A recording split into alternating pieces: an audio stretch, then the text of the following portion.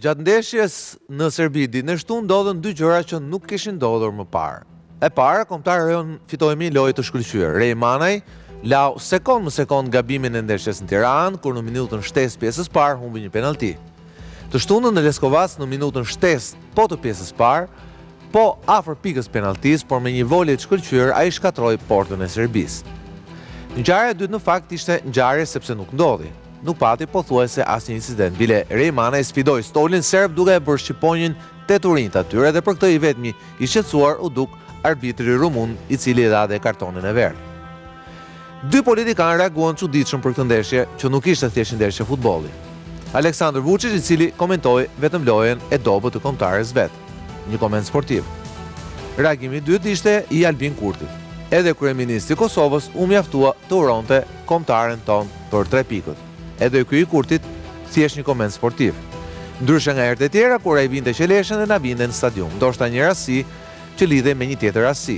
Të dy këta politikanë u përplasën në një tjetër ndeshje një ditë më vonë në Kosovë.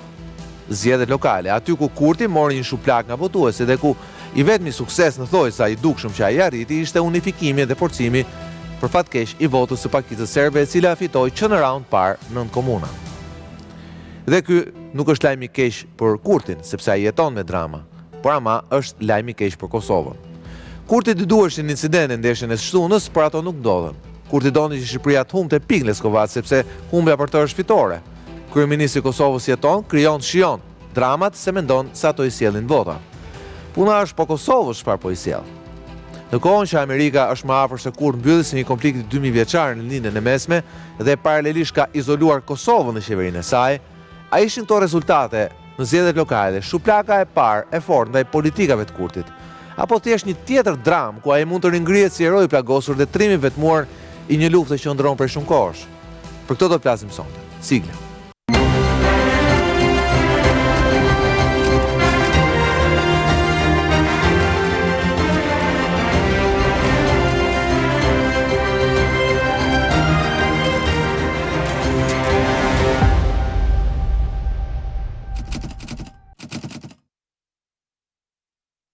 Qytetarët e Kosovës votuan të dielën në zgjedhjet lokale për kryetarët dhe këshillat e rinj në 38 komuna. Në bazë të numërimit të deri tanishëm të votave në 21 komuna, qytetarët kanë zgjedhur që në raundin e parë krerët e komunave, ndërkaq që në 17 të tjera do të zhvillohet raundi i balotazhit. Kryeqyteti Prishtina është në mesin e komunave që do të shkojnë në balotazh, ku do të përballen Lidhja Demokratike e Kosovës dhe Lëvizja Vetvendosje. Sipas rezultateve preeliminare në Prishtinë do të përballen përparim Rama i LDK me Hajrullah Çekun e Lëvizjes Vetvendosje. Në raundin e parë të zgjedhjeve, Vetvendosje dhe Partia Demokratike e Kosovës fituan në 3 komuna, LDK në 2, Aleanca për Ardhmërinë e Kosovës dhe Nisma e kanë fituar nga 1 komunë, kurse Ramiz Ladrovci me listën e tij në Drenas.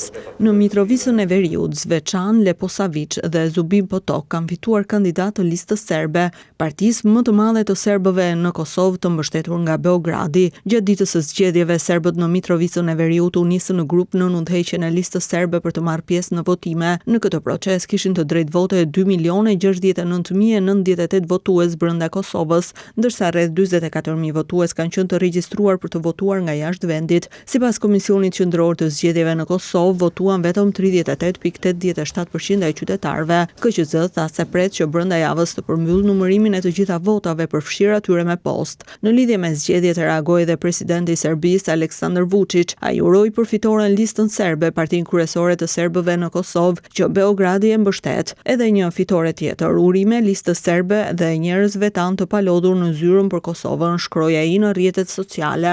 Kosova i mbajti këto zgjedhje pa një qeveri qendrore. Lokalet ishin një provë gjenerale për zgjedhjet e ardhshme parlamentare të parakohshme që pritet të mbahen deri në fund të vitit, nëse nuk shfrytëzohen afatet ligjore nga ana e Kurtit për të formuar një qeveri.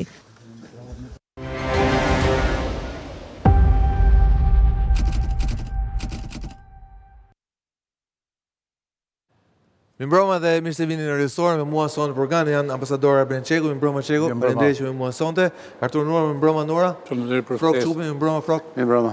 Dhe Skënder Menxhozi, mirëmbrëma Skënder. Në fakt do dohet tani sa pak për gjysmë me humor, por brenda humorit është e vërteta. Shikojmë pak nëse regjia na e mundson reagimin e Albin Kurtit për fitoren e Shqipërisë në Serbi ditën e shtunë. Sigurisht të gjithë ne bim dakord që kjo nuk është vetëm një ndeshje, nuk mund të ishte vetëm një ndeshje sporti, megjithëse për fat mirë u luajt vetëm futboll, incidentet që janë anësore, ama shikoni reagimin e Kurtit. Shqiptarët fitojnë në mundin Serbi në urime 3 pikë mëdha për Shqipërinë drejt rrugës për në votorin 2006. Pra Skënder, kryeministri i Kosovës është shumë i lumtur që Shqipëria po merr 3 pikë drejt votorit, sesa që fiton një ndeshje që nuk ishte vetëm një ndeshje. Sokol është një mesazh në minimumin e të pranueshmes për mendimin tim dhe në minimumin e reagimit të asaj që mund të jetë festa ose gëzimi ose reagimet që mund të kenë lider politik dhe që i patëm faktikisht që nga presidenti i Republikës Shqipëri, Rama etj. Ja, lutem regjia ndërkohë që më flet Skënderi, ndoshta në gjendje reagimin e zonës Osmani, që sigurisht është një reagim komplet një natyre tjetër, ashtu siç duhet ishte në fakt reagimi i presidentes së Kosovës, ndërkohë që Skënderi po flet ndoshta edhe le të themi që reagimi i kryeministrit detyrë të Kosovës nuk përkon me reagimin e rrugëve të Prishtinës dhe të qyteteve të Kosovës. Që u ndezën si Tirana, si Shkodra, si Vlora. Ishte shumë më i përmbajtur se sa qytetarët që ai qeverisë dhe që janë dhe një masë të madhe, jo të vogël, janë dhe votues të vetët, normalisht. Pra, Albin Kurti natyrisht që ka pasur një reagim i cili ka brenda, mendoj unë, kjo është një supozim, po që unë e lexojnë ato rreshta, ka pasur një lloj rezervimi, një lloj një ftohtësie dhe një lloj distance që ai ka vendosur me Shqipërinë edhe në planet tjera. Po pse se të ndeshja e Tiranës sa ishte në stadium? Natyrisht. Nuk po them që do ishte në stadium, patjetër që jo, po për arsye sigurisht që mundi të ishte në Serbi. Për paktën duhet bënte një urim, aq më tepër që fituam apo jo. Fitoria vlen më pak edhe kur është shumë e madhe. Pra, nuk dua të bëj tani as cinikun dhe as ironikun, po kam përshtypjen se tek Albin Kurti në këtë moment ndaj Shqipërisë politike ka fuqi dhe ka, si të thush, është në fuqi një lloj regjistri gjuhë dhe një lloj regjistri sjellje e tij, e cila është me 3 palë frena nëse do të mund ta ajo nuk është kombëtare e Shqipërisë, ajo është kombëtare e shqiptarëve. Do të flasim për një kombëtar ku lojtarët e Shqipërisë bëjnë nga Shqipëria. Edhe në gjeografinë e saj. Por bëjnë vetëm një pjesë. Janë, po janë një pjesë. Është dhe normale. Një pjesë ka Kosova, një pjesë ka Ljubljana Preshevës, një pjesë ka temi nga trojet tona në Maqedoninë e Veriut. Pra le të themi kjo është kombëtarja e shqiptarëve. Ja, lexoni mesazhin e presidentes. Ka tjetër lloj ngrohtësie. Shqiponja fluturon lart, urimet ndjen me kuqëzi për shpirtin luftarak dhe për fitoren që na bëri të gjithëve krenar. Patjetër. Ndërkohë Kurti ishte shumë urime për 3 pikë drejt rrugës ndaj votrore. Protokollar ishte si të uronte kryeministri Polonisë, po themi. Po. Pak a shumë. Domethënë një tret i cili shef një ndeshje dhe reagon në mënyrë protokollare dhe mënyrë ftohtë. Pro, duket sikur Albin është pak i mërzitur, se thotë Serbin mund ta mundja vetëm unë. Çu po, bë ky rej i madh të bëj gol të Serbisë. Golat të Serbisë ja bëj vetëm unë. Ke gjetur thelbin e asaj çfarë ka në portretin psikologjik Kurti. Domethënë kjo është një frazë, në fakt, kjo është një urim që dëshmon se ai vetë personalisht tashmë është i lodhur edhe me urrëtitjen ndaj Shqipërisë. Urrëtia është fjalë e madhe, po domethënë me nuk besoj që është realisht, po është ideja e. Shiko, realisht Shqipërinë nuk e do, Shqipërinë ka provokimin shumë larg, po shiko, fakti që Albin Kurti donte me çdo kusht të ndryshonte për forca balancat në zgjedhjet të zgjedhjet e kaluara, dëshmon se ka një nerv jo normal ndaj Shqipërisë. Ai këtë nerve ka edhe ndaj shqiptarëve të Maqedonisë, sigurisht, kudo që janë. Dhe kjo është edhe për arsyen se shikon veten si dominues. Përderisa edhe një ndeshje futbolli ju pëlqen të gjithëve, mua s'm pëlqen. Përderisa të gjithë e duan një gjë, unë nuk e dua atë gjë. Që është praktikisht është një gjë që s'është thjesht një ndeshje futbolli. Nuk është as luftë me Serbinë.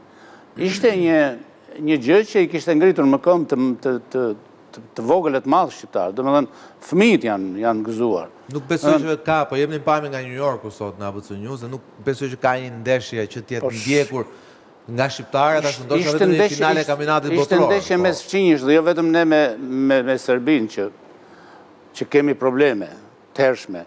Po çdo kush në botë kur ka një ndeshje kur ka një problem me fqinjët është i vrrullshëm, është entuziast, është me humor të ngritur, sepse dihet botërisht prej historikisht dihet se nuk ka fqinj të mirë. Në fundit edhe ti vete bën jo të mirë. Sa kohë e ke fqinj nuk është i mirë. Kjo është një filozofi që është tjetër gjë, po Kurti nuk ka entuziazëm për atë çfarë ka në kurmin e kombit tonë. Praktikisht, nëse nuk do. Shqipërinë kështu ka ndodhur. Sepse me të tjerë ndodhë dhe ndryshe. Për shembull me Cipriotët, nëse nuk e duan Greqinë aq shumë, tani janë ravizuar gjitha format. Ti mori se ajo që më ka bërë përshtypje, më që përmendë shembullin e Qipros, ajo që mua më ka bërë përshtypje gjatë kampionatit evropian çeku ishte, unë nuk e dija me thënë vërtet. Nuk e dija që ishin deri në këtë pikë, po Qipro kishte himnin kombëtar të njëjtë me Greqinë. Dhe himni kombëtar gjatë ndeshjes së luti Greqia me Shqipërin në grup në eliminatorët e kampionatit evropian dhe u luajt himni vetëm një herë. Pra, ne edhe me vete mendoja, po mirë, zoti Kurti i cili ka pasur idenë që do bashkohemi etj, nuk njoh flamurin e Kosovës, nuk njoh himnin e Kosovës etj. Pse s'merr një vendim parlamenti i Kosovës, thotë shiko, pavarësisht me që po flasim për patriotizëm apo nacionalizëm, pse s'merr një vendim në Kuvetin e Kosovës dhe thotë himni i Kosovës do të jetë himni kombëtar shqiptar. Nuk do të jetë ky himn. Më duket po kërkon shumë. Shiko, atje nuk ka. Jo, po kërkon shumë, po vazhdoj logjikën e tij, se kjo ka qenë logjika e tij, e retorika e tij gjatë këtyre 10 viteve. Pse them po kërkon shumë, sepse ka kaq kohë që përmendi Froku më përpara, që ka një aks tjetër zoti Kurti në raport me nacionalizmin, me bashkimin kombëtar, me gjithë retorikën e tij para se të vinë në pushtet. Dhe ju thatë për këtë reagimin sportiv, të cilin edhe mund ta interpretoj si një mesazh të kujdesshëm një ditë para zgjedhjeve, meqense kishte zgjedhjet në Kosovë. Po pse Zoja Osmani që është presidenti i Republikës? Po them që po ja konsideroj këtë gjë si një akt ndoshta të përkujdesis. Por unë nuk gjej një lajm, ndoshta ju mund ta keni, nuk e di, që zoti Kurti të ketë bërë të paktën një ditë pushime në Shqipëri, në Bregdetin shqiptar. Nuk gjej një aktivitet që të ketë ardhur qoftë edhe jo zyrtarisht në Shqipëri. Pra, ajo Shqipëria për cilën ai ka artikuluar aq shumë me qindra artikuj, ka ngritur gjithë kauzën e vet të vetëvendosjes, pra në qendër të vetëvendosjes, bile edhe sot e pash, kishte flamurin e Shqipërisë, pra cilin e mban vetëm aty ke kthinë e vetëvendosjes dhe nuk e mban askund tjetër. Pra, mua nuk më surprizon ky ndryshim i kursit të zotit Kurti në raport me Shqipërinë, po përpiqet të ndërtoj pushtetin e vet në Kosovë, në një farë mënyrë edhe autokracinë e vet. Pra, gjithë qasja e tij nga Shkurti deri tani ishte një përdorim i gjithë mekanizmave të autokracisë edhe për të fituar zgjedhjet lokale. Pra, gjithë mekanizmat e pushtetit, pra dhe qeverisjen mendoj për te argumenteve kushtetuese. Unë nuk e di se sa e ligjshme është kjo qeverisje që ai ka bërë jashtë mandatit të tij, sepse mund të kesh një qeverisje disa ja dha verdiktin gjykata kushtetuese. Ja dha, por nga ana tjetër nuk ka ndodhur që ai të marrë zvarr qeverinë nga Shkurti, ta marrë dhe ta përdori për zgjedhjet në tetor. Pra, e gjitha kjo mua nuk më befason. Pra, nuk më befason. Problemi është se ku do të shkojë ai më tutje me këtë qasje, dhe është nga politikanët që për çudinë e të gjithëve, edhe për çudinë time që e kam njohur nga afër,